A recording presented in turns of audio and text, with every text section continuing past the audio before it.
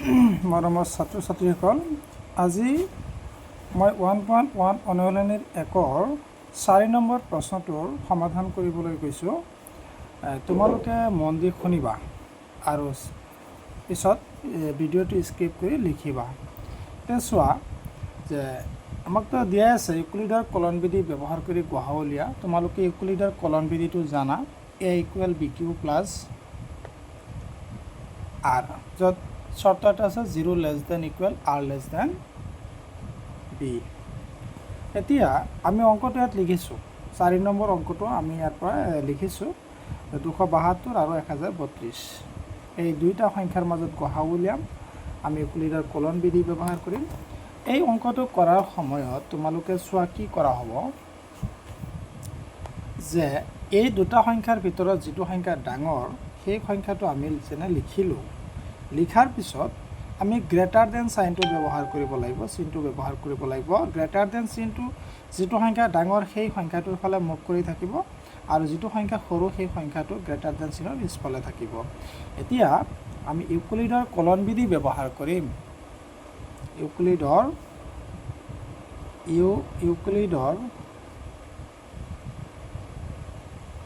কলনবিধি ব্যৱহাৰ কৰি পাওঁ a = bq + r, 0 <= r b।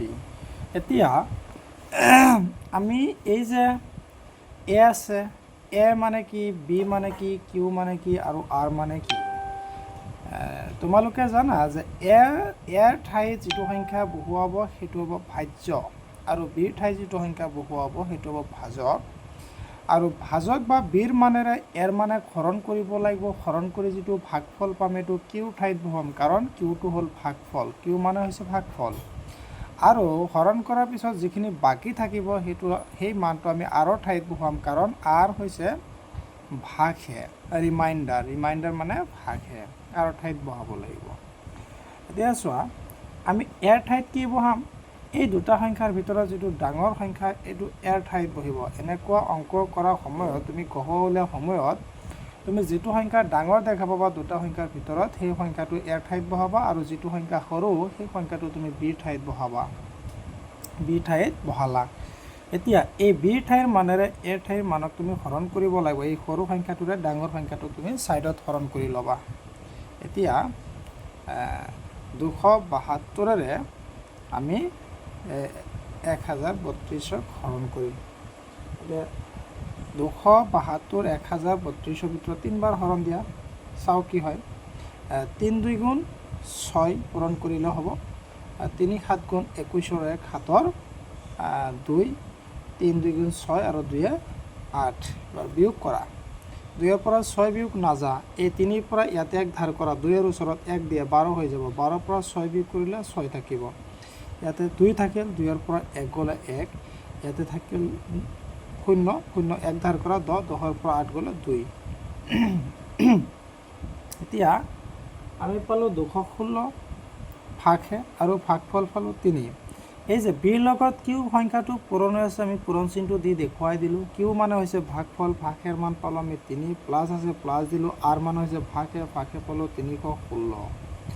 আমি ভাগহে যেতিয়ালৈকে 0 নহ'ব আমাৰ হৰণ প্ৰক্ৰিয়াটো চলি থাকিব। হৰণ বন্ধ হ'ব কেতিয়া, যেতিয়া ভাগহে বা আৰৰ ঠাইৰ মানটো 0 ওলাব তেতিয়া আমাৰ হৰণ প্ৰক্ৰিয়াটো বন্ধ হৈ যাব।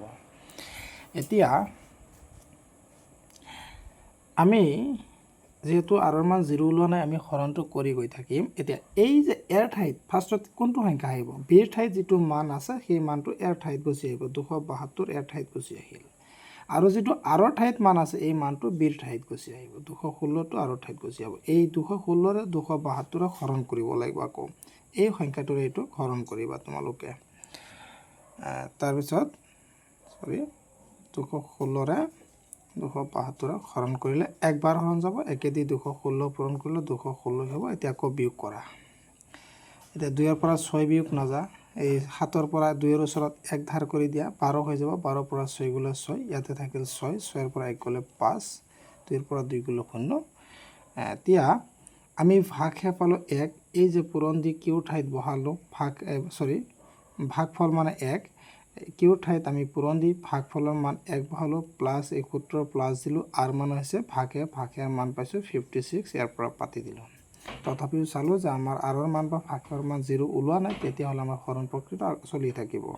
এতিয়া এই যে বিৰ ঠাইৰ মানটো এৰ ঠাইত আহিব, 216টো এইফালে আহি গ'ল, আৰু এই যে 56 আৰৰ ঠাইত আছে, আৰৰ ঠাইৰ মানটো বিৰ ঠাইত আহি যাব, ইয়াত আহি গ'ল। এতিয়া এই 56ৰে আমি 216ক হৰণ কৰিব লাগিব। 56ৰে আমি 216ক হৰণ কৰিম। 56 হৰণ 216, 56 216 তিনিবাৰ হৰণ যাব, 3 দি এইটো পূৰণ কৰিব লাগিব 56ক, 3 6 গুণ 18, 8 7 1, 3 5 গুণ 15 আৰু 7 1 16। এতিয়া এই 6ৰ পৰা 8 বিয়োগ নাযায়, 1 ধাৰ কৰিলে ইয়াৰ পৰা 16 হ'ল, 16ৰ পৰা 8 গ'লে 8, ইয়াত থাকিল 0, 2ৰ পৰা 1 ধাৰ কৰিলোঁ 10 হ'ব, 10ৰ পৰা 6 গ'লে 4, ইয়াত থাকিল 1, 1ৰ পৰা 1 গ'লে 0, পাতিব দৰকাৰ নাই 0টো। এতিয়া আমি ইয়াত ভাগফল পালোঁ 3, পূৰণ দিলোঁ ভাগফল 3 প্লাছ আৰ মানে ভাগে হ'ল 48। এতিয়া আমি আকৌ হৰণটো কৰিম, 56 থাকিল ইকুৱেল 48 ইয়াতে আহিব, কাৰণ বিৰ ঠাইৰ মানটো এৰ ঠাইত যাব, আৰৰ ঠাইৰ মানটো বিৰ ঠাইত আহিব। এতিয়া 48ৰে 56ক আকৌ হৰণ কৰিম, 48 হৰণ 56, একবাৰ হৰণ যাব, 48 পাম, একেদি 48 পূৰণ কৰিলে বিয়োগ কৰিলে পাম কি, 6ৰ পৰা 8 বিয়োগ নাযায়, 1 ধাৰ কৰোঁ, 16ৰ পৰা 8 গ'লে 8, এতিয়া 4 থাকিল, 4ৰ পৰা 4 গ'লে 0, পাতাৰ দৰকাৰ নাই। এতিয়া আমি কি পালোঁ, ভাগফল 1 পূৰণ 1 পাতিলোঁ, প্লাছ আৰ মানে ভাগে 8 আছে, পাতি দিলোঁ। এতিয়া আকৌ এই 48টো ইয়াত আহিব আৰু 8টো ইয়াত আহিব, অৰ্থাৎ বিৰ ঠাইৰ মানটো এৰ ঠাইত গুচি গ'ল, আৰৰ ঠাইৰ মানটো বিৰ ঠাইত গুচি গ'ল। এইটো দি আকৌ এইটো হৰণ কৰিম। তোমালোক জানাই এই 8 48ত 6 বাৰ হৰণ যাব, 6 গুণ 48 বিয়োগ কৰিলে 0 পাবা। এতিয়া ভাগফল পালোঁ আমি 6 আৰু ভাগে পালোঁ 0। এই লাইনটোত আমি আৰৰ মান 0 পালোঁ। এতিয়া এই লাইনটোত আৰৰ মান 0 পোৱা মানে আমি কি বুজি পালোঁ, যে এই শাৰীটোত যিটো বিৰ ঠাইৰ মান, এই বিৰ ঠাইৰ মানটোৱে হ'ব আমাৰ নিৰ্ণয় গসাউ। যি দুটা সংখ্যাৰ গসাউ ওলাব গৈছোঁ, সেই দুটা সংখ্যাৰ গসাউ হ'ব যিটো লাইনত আৰৰ মান 0 হ'ব, সেই 0 থকা লাইনটোত থকা বিৰ ঠাইৰ মানটোৱে হ'ব আমাৰ গসাউৰ মান। এতিয়া আমি লিখিম যে